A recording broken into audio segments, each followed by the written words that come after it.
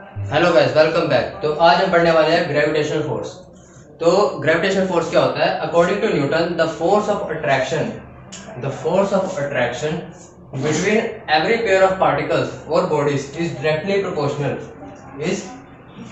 Proportional to the product of masses of the particles और bodies and inversely proportional to the square of distance between these particles और bodies. तो ये क्या बोल रहा है कि न्यूटन के हिसाब से जो ग्रेविटेशनल फोर्स की जो डेफिनेशन है वो न्यूटन ने निकाली है। तो उसके हिसाब से क्या है कि force of attraction, gravitational force हमें पता ही है कि वो अट्रैक्शन होता है। जैसे जो ग्रेविटी होता है कि हम कोई भी ऊपर चीज ऊपर जाती है तो अपने आप नीचे आ जाती है, पर वो अलग केस होता है। वो जस्ट मैं आपको एग्जांपल बता रहा हूँ। पर वही चीज है कि जो force of attraction, gravity attraction ही होती है, ठीक है। The force of attraction between every pair of particles. तो हम क्या करेंगे, इसमें दो बॉडीज के बारे में बात करेंगे। तो हम एक पेयर बनाएंगे। तो मैं कह सकता हूं कि एक बॉडी ए है और एक बॉडी बी है। तो इन दोनों के बीच में फोर्स की बात कर रहा हूं। एवरी पेयर ऑफ पार्टिकल्स, तो पेयर की बात हो गई इधर, क्लियर। मैंने दो बॉडीज ले ली। एवरी पेयर ऑफ पार्टिकल्स और बॉडीज, मैं इनको पार्टिकल भी बोल सकता हूँ और बॉडीज भी बोल सकता हूँ। पार्टिकल हो गए जो स्मॉल साइज के होते हैं, बॉडीज हो गई जो बड़े साइज की होती है।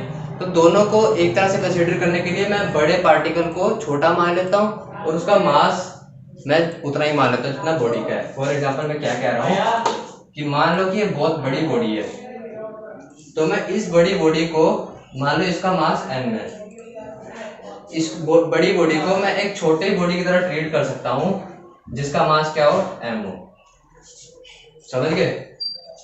तो ये मैं बोल रहा हूँ। तो हम इसको बॉडीज भी बोल सकते हैं, या फिर कहां पर मैं बात कर रहा था, is directly proportional to the mass attraction between every pair of particles और बॉडीज। ये बोल रहा हूं मैं, पार्टिकल्स और बॉडीज, ठीक है। तो मैं बॉडीज के लिए भी बात कर सकता हूँ और पार्टिकल्स के लिए भी बात कर सकता हूँ। तो इतनी चीज तो क्लियर हो गई होगी। पार्टिकल्स और bodies is directly proportional. Directly proportional मतलब, डायरेक्टली प्रोपोर्शनल का मतलब डायरेक्ट प्रोपोर्शनल मतलब अगर एक चीज बढ़ी दूसरी भी बढ़ेगी। तो मैं कह रहा हूं कि अगर फोर्स ऑफ अट्रैक्शन, जिसको मैं F से रिप्रेजेंट कर रहा हूं, वो डायरेक्टली प्रोपोर्शनल, डायरेक्टली प्रोपोर्शनल का सिंबल ये होता है। एक बार मैं बता देता हूं, ये होता है डायरेक्टली प्रोपोर्शनल। अगर आपने पहले देखा हो तो अच्छी बात है।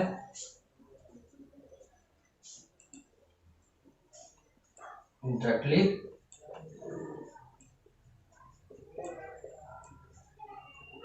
प्रोपोर्शनल, तो डायरेक्टली प्रोपोर्शनल का सिंबल है। तो मैं क्या कह रहा हूं कि ये जो डायरेक्टली प्रोपोर्शनल है, जो फोर्स ऑफ अट्रैक्शन F, वो डायरेक्टली प्रोपोर्शनल है प्रोडक्ट ऑफ मासेस के। प्रोडक्ट ऑफ मासेस, मान लो मैंने ए बी माने थे, तो इसका मास m1, इसका मास m2।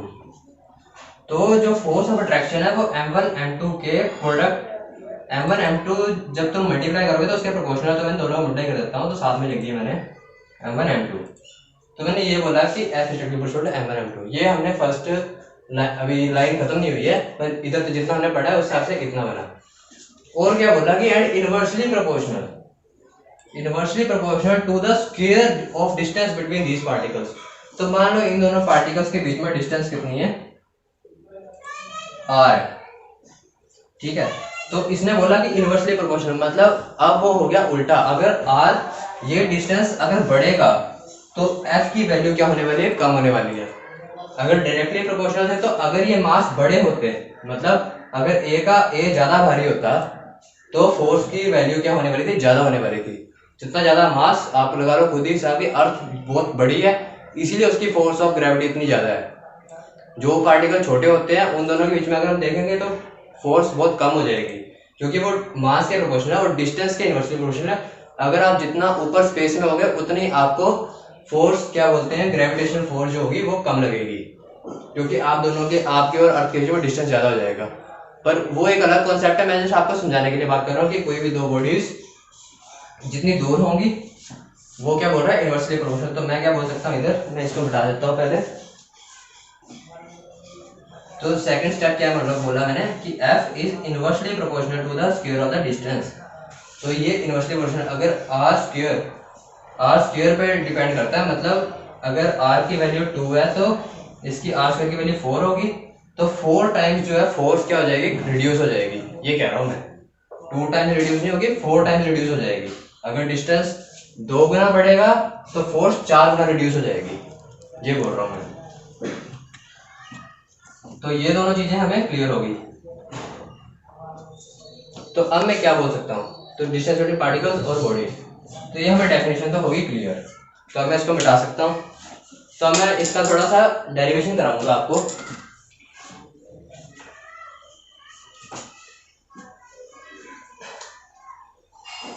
तो कोई भी डेरिवेशन स्टार्ट करने से पहले अगर आपको बोर्ड में मार्क्स लेने अच्छे, तो आपको लिखना बहुत जरूरी है। जैसे आपको फर्स्ट ग्रेविटेशन फोर्स की डेफिनेशन लिखनी बहुत जरूरी थी। उसके बाद आपने कभी भी डेरिवेशन अगर स्टार्ट करनी है तो कैसे स्टार्ट करनी है कि जो भी आप डायग्राम बना रहे हो, जो मैंने डेफिनेशन के बेसिस पे डायग्राम बनाया, उसको मेरे को पहले एक्सप्लेन करना है।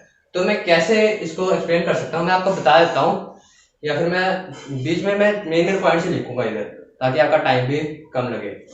तो कंसीडर टू बॉडीज, ऐसे लिखने वाला हूं मैं, कंसीडर टू बॉडीज या फिर consider two masses A and B separated by a distance of R having mass m1 and m2 respectively. Respectively का मतलब क्या होता है इधर मैं बता देता हूं। रिस्पेक्टिवली का मतलब है कि मैंने बोला consider two bodies A and B separated by a distance r, तो डिस्टेंस मैंने बोल दिया r, having masses m1 and m2, m1 और m2। तो मैंने जब इन दोनों चीजों की बात करी, इन दोनों चीजों की बात करी, अगर मैं रिस्पेक्टिवली लास्ट में लगाऊंगा तो उसका मतलब है कि a का जो है वो पहले वाला है और b का जो है दूसरे वाला है। तो मतलब a का मास m1 है और b का मास m2 है, तब मैं रिस्पेक्टिवली लगाता हूँ। अगर मेरे को पता नहीं है एक्चुअल में कि कौन सा, अगर मान लो कोई आप क्वेश्चन कर रहे हो उसमें आपको पता नहीं है कि कौन सा किसका मास है, या फिर कोई भी सिचुएशन आ सकती है जहां पर आपको अंदाजा लगाना पड़े, तो आप रिस्पेक्टिवली ना लगाओ उसके लिए। पर अगर आप रिस्पेक्टिवली लगा रहे हो तो मतलब आप श्योर हो कि इसका ही है। ठीक है, तो अभी तो हम डेरिवेशन करें तो हम तो श्योर ही है कि इसका ही है। तो consider two masses m1 m2 separated by distance r having masses m1 m2, consider two bodies a b, ठीक है, having masses m1 m2 separated by distance r, ये मैंने बोला। तो इन दोनों में पॉइंट्स कनेक्ट कर देता हूं। ठीक है, ये डिस्टेंस r है, ये इसके सेंटर से सेंटर में कनेक्ट है। ये तो जस्ट, ये तो मैंने जस्ट फोर्सेस लगाने के लिए, अगर मैंने बतानी होगी फोर्सेस तो मैं फोर्स शो करता हूँ। जैसे मान लो कि मैंने अगर फोर्स शो करनी है FAB, तो मैं ऐसे शो कर सकता हूँ। ठीक है, वो इस मतलब इस लाइन ऑफ इधर से इस सेंटर में फोर्स लगेगी। मतलब अगर ये बॉडी, ये वाली बॉडी मान लो इसको अगर अट्रैक्ट करती है तो वो इस पाथ को ट्रैवल करने वाली है, इधर से चलेगी, ये कह रहा हूँ मैं। और अगर मान लो ये बॉडी इसको अट्रैक्ट करती है, अभी हमें पता नहीं ना मास कौन से किसका ज्यादा है, जिसका मास ज्यादा होगा वो ज्यादा इन्फ्लुएंस करेगी दूसरे को। तो अगर मान लो ये बहुत बड़ी होती है, मान लो ये अर्थ है और ये कोई पर्सन है, तो ये अट्रैक्ट होगा अर्थ की तरफ, तो ये इस लाइन से ट्रैवल करेगा। मतलब ये ऐसे नहीं आ जाएगा उड़ के, इधर उधर से नहीं आएगा, वो सीधा इसी लाइन से आएगा। तो ये जो सेंटर लाइन आती है, जो अर्थ के सेंटर से जो हमारे सेंटर में लाइन आएगी, हम उसी के थ्रू अर्थ की तरफ अट्रैक्ट होंगे, हम कहीं और से नहीं, इधर उधर नहीं जाएंगे। तो ऐसे नहीं पॉसिबल है, ऐसे ही पॉसिबल है, ये कह रहा हूं मैं। तो ठीक है, ये चीजें तो मैंने आपको जस्ट बता दी, इनको भी हम यूज करेंगे जब हम न्यूमेरिकल्स वगैरह करेंगे, तो फिर हमें ये छोटी छोटी चीजें ही काम आने वाली हैं। ठीक है, तो मैंने आपको अभी पहली लाइन लिखा दी कि हमें क्या लिखना है। तो अब डेरिवेशन क्या स्टार्ट करनी है, जो मैंने आपको दो चीजें पहले लिखा दी वो तो हमने लिखनी ही है कि अकॉर्डिंग टू न्यूटन ने क्या कहा, F is directly proportional to m1 m2। ठीक है, इधर आप लिख भी सकते हैं अकॉर्डिंग टू न्यूटन। तो न्यूटन ने एक ये बोला और क्या बोला कि F is inversely proportional to r²। आप इसको कैसे बोलोगे, बोलने का तरीका आना चाहिए, F is inversely proportional to r², या फिर आप इसको बोलोगे F is directly proportional to 1/r²। आपको दिख ही रहा है कि F डायरेक्टली प्रोपोर्शनल किसके है, 1/r² के है। और अगर मैं 1/r² नहीं बोलना चाहता, कल r² बोलना चाहता, तो मैं क्या डायरेक्टली की जगह क्या लगा दूंगा, इनवर्सली लगा दूंगा। तो F is inversely proportional to 1/r²। तो न्यूटन ने ये दो चीजें बोली। अब हम क्या करने वाले हैं, इन दोनों को कंबाइन करने वाले हैं, क्योंकि ये दोनों से इन्फ्लुएंस हो रहा है फोर्स। तो मैं दोनों को कंबाइन कर दूंगा, तो F क्या बन जाएगा, F क्या बन जाएगा, directly proportional to m1 m2 upon r²। अब मेरे को इस डायरेक्टली प्रोपोर्शनल को हटाना है, तो कभी भी अगर मेरे को प्रोपोर्शनलिटी को हटाना होता है तो मैं एक कांस्टेंट लगाता हूँ जो कि इधर होने वाला है g। तो F is equal to G m1 m2 upon r square. तो G क्या होता है? G होता है हमारे पास gravitational constant, GravitationAL gravitational constant. तो G हमारे पास क्या होगा? Gravitational constant. इसकी एक फिक्स्ड वैल्यू होती है, पूरे यूनिवर्स में इसकी वैल्यू फिक्स होगी। ये जो ग्रेविटेशनल कांस्टेंट होता है ये G के बराबर नहीं होता है। मैंने इस वीडियो में जैसे आपको कई बार G ग्रेविटी रिप्रेजेंट किया है, तो आपको ये बता दूं मैं कि जो ग्रेविटेशनल कांस्टेंट है वो not equal to gravity,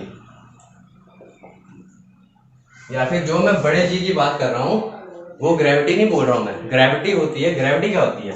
gravity होती है अर्थ और सम अदर बॉडी के बीच में, अदर बॉडी ये बोल रहा हूं मैं। तो अर्थ और अदर बॉडी के बीच में जो फोर्सेस लगेंगी, ये इसको खींचेगा, ये इसको खींचेगा, ठीक है। ज्यादा इन्फ्लुएंस किसका होने वाला है? अर्थ का होने वाला है। अदर बॉडी छोटी होगी तो अर्थ का इन्फ्लुएंस ज्यादा होगा। अदर बॉडी अगर बड़ी होगी, जैसे मान लो मून है, तो दोनों का इन्फ्लुएंस बराबर बराबर का होने वाला है, थोड़ा थोड़ा। तो वो अभी सेपरेट इशू है। तो क्या बोल रहा हूं मैं, अगर आपका एक बॉडी आपकी फिक्स हो जाती है, आपने दो बॉडीज बोली, जो जी है वो कोई भी दो बॉडीज के लिए लगेगा, पर आपने एक फिक्स कर दिया। फिक्स कौन सा कर दिया? आपने अर्थ को फिक्स कर दिया कि एक तो अर्थ ही है, दूसरा कोई भी हो सकता है। तो जो फिक्स वाला है अर्थ मेरा, जब वो कंसीडर में आ जाएगा तो मैं तब ग्रेविटी की बात करूंगा। मतलब जी की वैल्यू अर्थ के लिए सेम होगी, पर अगर अर्थ के अलावा मैं किसी और बॉडी पे कंसीडर करने चल जाऊं, अर्थ जहां पर दोनों बॉडी जी, दोनों में से कोई भी अर्थ ना हो, वहां पर जी वो नहीं होने वाला, वहां पर जी अलग होगा। जैसे मान लो मून का जो ग्रेविटी है वो अलग होगा, अर्थ का ग्रेविटी अलग होगा, मार्स का ग्रेविटी अलग होगा, ये कह रहा हूं मैं। पर जो जी की वैल्यू है, ग्रेविटेशन कांस्टेंट की वैल्यू, वो हर जगह सेम रहने वाली है। तो जी की वैल्यू होती है कितनी है?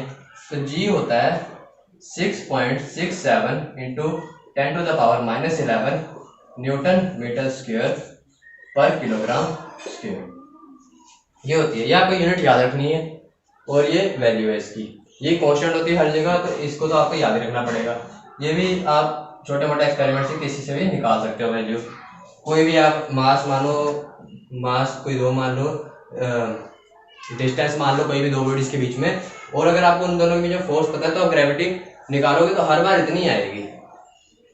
अगर आप कोई भी एक्सपेरिमेंट कर रहे हो तो जो भी चीजें आप कर लो, सारे एक्सपेरिमेंटल कंडीशंस के हिसाब से जी की वैल्यू उतनी आने वाली है, ठीक है। तो इतना हो गया हमारा ये सारा ग्रेविटेशनल फोर्स के बारे में। तो ये आपके काम का नहीं है, आपने इतना ही लिखना है, ठीक है। तो अब और क्या बता सकता हूँ मैं इसमें, कि अगर आपको फोर्सेस को रिप्रेजेंट करना है, ठीक है, ये सेपरेट है थोड़ा सा, ये आपका इतना, ये खत्म हो चुका है आपका, जो मैंने बोला ना, ये जो डेरिवेशन है वो इतनी है कि ये आपका रिजल्ट है, ये आपको याद ही होना चाहिए। ये रिजल्ट है आपका, ये आपको न्यूमेरिकल में काम आ सकता है। और अब मैं क्या बताता हूँ कि आपको ये चीजें जो मैं आपको बता रहा हूँ ये न्यूमेरिकल के लिए भी काम आएंगे ना, इसलिए मैं साथ साथ में बता रहा हूँ आपको। तो ए और बी, इनको जो आपको फोर्सेस रिप्रेजेंट करनी है, वो आप कैसे रिप्रेजेंट कर सकते हो कि अगर ए के ऊपर जो फोर्स लग रही है बी से, उसको मैं बोलूंगा force on A due to B, या फिर आप क्या सकते हो gravitational force on A due to B, क्योंकि हम ग्रेविटेशनल फोर्स की बात कर रहे हैं। तो वो क्या, उसको मैं रिप्रेजेंट कर दूंगा एफ ए बी से, ठीक है। और इसमें एक खास बात क्या है कि मैं ऊपर बार लगा रहा हूँ, या फिर इसको मैं कैसे रिप्रेजेंट कर सकता हूँ, एफ ए बी वेक्टर, ठीक है। अगर देखने रहा हो तो मैं बड़ा बड़ा लिख देता हूँ, एफ ए बी वेक्टर, ऐसे लिखने वाला हूँ मैं। तो वेक्टर क्या बता रहा है? वेक्टर बता रहा है, जो मैंने आपको स्टार्टिंग में बताया था कि वो इस लाइन को बता रहा है कि किस पाथ को ट्रैवल करके बॉडी खींचने वाली है दूसरे की तरफ।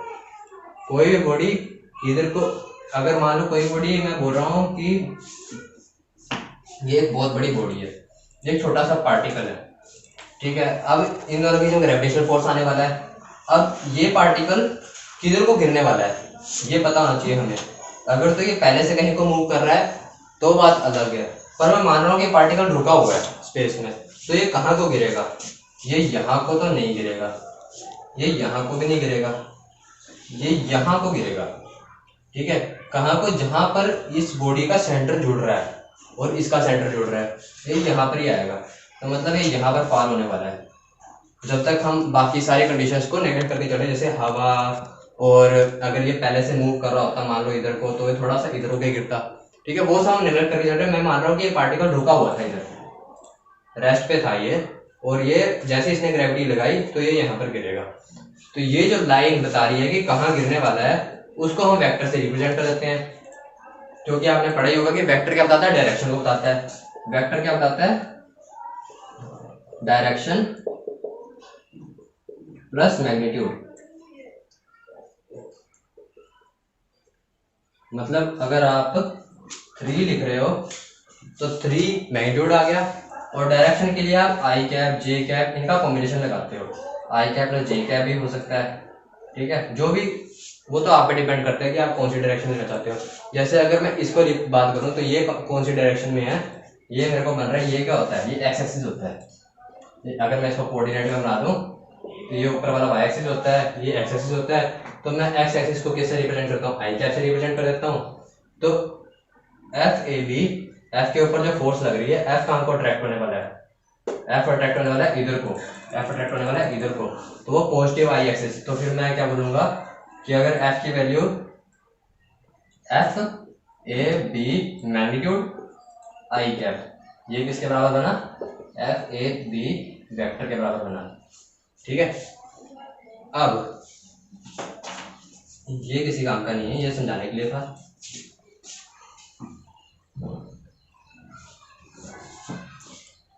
तो ये हो गया फर्स्ट काम हमारा। अब अगर मैं यही बोल दूं कि force on B due to A, तो मैं फोर्सेस को चेंज कर ले रहा हूँ, force on B due to A क्या होने वाला है, तो आपको अब ऑब्वियस हो जाना चाहिए, बी ड्यू टू ए क्या होगा, एफ बी ए, एफ बी ए हो गया। और एफ बी ए अगर मैं बात करूँ तो एफ बी ए कहाँ को लगेगा कि ये बॉडी अब क्या करने वाले, due to A, due to A, तो मतलब ये अट्रैक्ट होगी, इसको मैं फिक्स मान रहा हूँ, ये समझ लो आप, ये बॉडी ड्यू टू ए लग रहा है ना, तो ए खींच रही है और बी अट्रैक्ट होने वाला है, तो मैं इसको इधर मान लेता हूँ, ठीक है, समझ गए, ये फिक्स है, ये अट्रैक्ट हो रहा है क्योंकि ड्यू टू ए है। तो एफ बी ए वेक्टर, वेक्टर मैंने बता दिया क्यों लगना है। तो एफ बी ए क्या होने वाला है, F B A bar is equal to F B A का मैग्नीट्यूड, और एक किस डायरेक्शन में है, ये उल्टी डायरेक्शन में है, तो माइनस आई कैप, ठीक है, माइनस आई कैप, मतलब ये इस डायरेक्शन में है, जो हम कोऑर्डिनेट मानते हैं, तो हम y इधर मानते हैं और x इधर मानते हैं। जो x का होता है, x के जो यूनिट वेक्टर को बोलते हैं हम आई कैप, और y के यूनिट वेक्टर को बोलते हैं हम जे कैप। तो ये पॉजिटिव डायरेक्शन, अगर मैं इसी को इस साइड ले लूँ तो माइनस आई कैप हो गया, समझ गए। अगर मैं इसी को इस साइड ले लेता जे को, तो माइनस जे कैप हो जाता, ठीक है, ये तो ऑब्वियस है। तो ये माइनस में हो गया। अब अगर मैं इन दोनों कंपेयर करूँ, अब इन दोनों में क्या है कि ये वाली और ये चीज हमने ये निकालना है कि ये दोनों क्या आने वाले हैं। तो मैं आपको बताना भी चाहता हूँ कि जो दो बॉडीज के बीच में फोर्सेज होती है ना, वो होती हैं बराबर, ठीक है। इसके बारे में हम और डिटेल में भी बाद में पढ़ेंगे, पर अभी मैं क्या बता रहा हूँ कि आपका जो अगर ए बी को जिस फोर्स से अट्रैक्ट कर रहा है, वो उतनी ही फोर्स है बी ए को भी अट्रैक्ट करेगा। ये बोल रहा हूँ मैं कि दो बॉडी के बीच में फोर्सेस सेम होती है। तो मैं क्या बोल रहा हूँ कि जो एफ ए बी जो है मैग्नीट्यूड, इसका जब मोड लगाते हैं तो मतलब मैग्नीट्यूड, जो हम कोई भी स्केलर वैल्यू लिखते हैं, जैसे 3, 4, 5, 6 कुछ भी लिख रहे हैं हम, तो मैग्नीट्यूड होता है। तो एफ ए बी किसके बराबर होने वाला है, एफ बी ए के बराबर होने वाला है, ठीक है। तो दो मैग्नीट्यूड सेम होने वाले हैं। तो अगर ये इसके बराबर है और आई इधर है, बस इधर एक नेगेटिव है, तो मैं क्या बोल सकता हूँ इन सबसे कंक्लूड करके, ये दोनों तो अप्रोक्सीमेटली बराबर ही हो गए ना, क्योंकि ये दोनों मैग्नीट्यूड बराबर है, बस एक नेगेटिव का फर्क आ रहा है। तो उस नेगेटिव को मैनेज करने के लिए मैं क्या बोल सकता हूँ फाइनली कि F A B is equal to minus F B A. मैं आपको वैसे इसको डिटेल में बता सकता हूँ, पर आप अपना दिमाग लगाओगे तो ज़्यादा अच्छा लगेगा कि आपको भी समझ आएगा। ठीक है, नॉर्मल है, ज़्यादा कोई प्रॉब्लम नहीं इसमें। तो F A B vector is equal to minus F B A. तो ये हो गया कि अगर जो डायरेक्शन होती है, जो फोर्सेज होती है, फोर्सेज क्या होने वाली है, दो बॉडीज के बीच में हमेशा सेम होने वाली है, पर डायरेक्शन ऑपोजिट होने वाली है, इसीलिए मैंने क्या लगाया, नेगेटिव लगाया। तो नेगेटिव साइन क्या बताता है कि डायरेक्शन दो फोर्सेज का मैग्नीट्यूड सेम होता है पर डायरेक्शन ऑपोजिट हो जाती है। तो ये इसको खींचेगा इस डायरेक्शन में, ये इसको खींचेगा इस डायरेक्शन में, और ये इसको, अगर इसको खींचना होगा इसको तो ये इस डायरेक्शन में खींचेगा। बस मैं ये बोल रहा हूँ। तो ये हमारा एक और कंफ्यूजन हो गया। ये आपको एक जनरल सेंस में पता होना चाहिए कि न्यूमेरिकल्स में कैसे यूज करना है। तो आज के वीडियो के लिए इतना ही। अब हम देखेंगे यार नेक्स्ट वीडियो में अगला टॉपिक। तो थैंक